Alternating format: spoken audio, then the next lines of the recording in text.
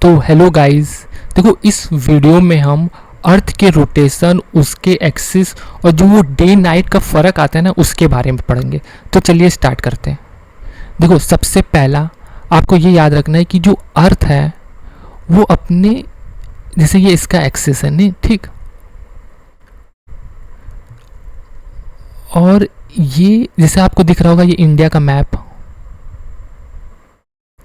तो ये वेस्ट है और ये इधर इधर साइड ईस्ट है। तो अर्थ ऐसे घूमता है, मतलब अपनी परिधि के ऐसे घूमता है इस साइड, मतलब वेस्ट से ईस्ट की ओर। इसी कारण हमें जो सूरज है वो पूरब से निकलते हुए दिखाई देता है, क्योंकि ये वेस्ट से ईस्ट की तरफ घूमता है।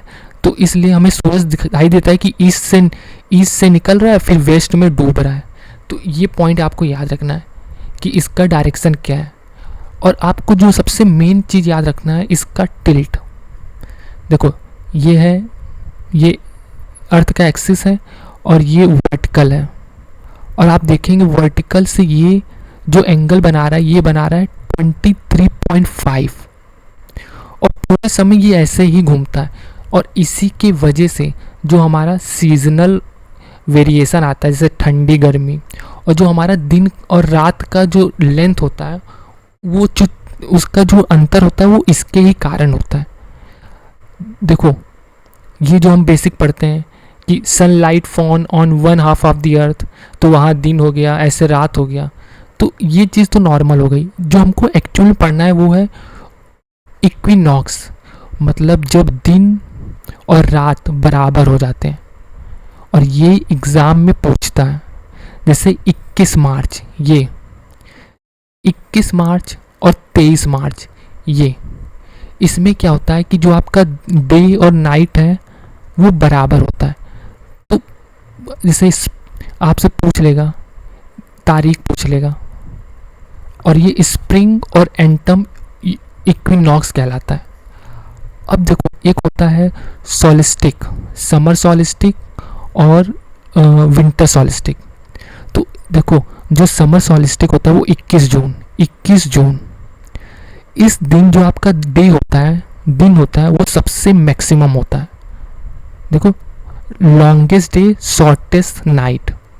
फिर आता है 22 दिसंबर, ये, और इसमें क्या होता है, आपका जो डे होता है शॉर्टेस्ट होता है और जो नाइट होती है वो लॉन्गेस्ट होता है। तो अब देखो ध्यान से, यहाँ दिन और नाइट बराबर था, फिर जब ऐसे ये गया गया गया तो यहाँ से धीरे धीरे दिन बढ़ रहा है, और यहाँ पे मैक्सिमम हो गया दिन, और जो नाइट है वो मिनिमम।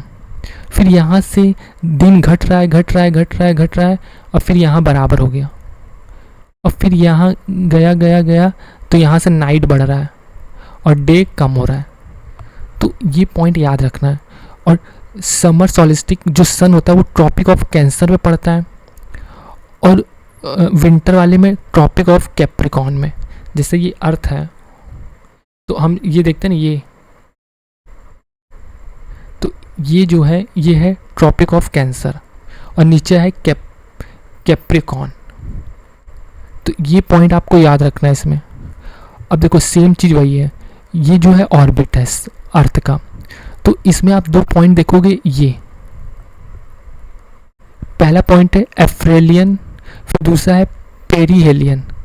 ये क्या होता है, 4 जुलाई को जो हमारा अर्थ है वो सन से सबसे दूर है, और 3 जनवरी को जो हमारा अर्थ है वो सन के सबसे करीब है।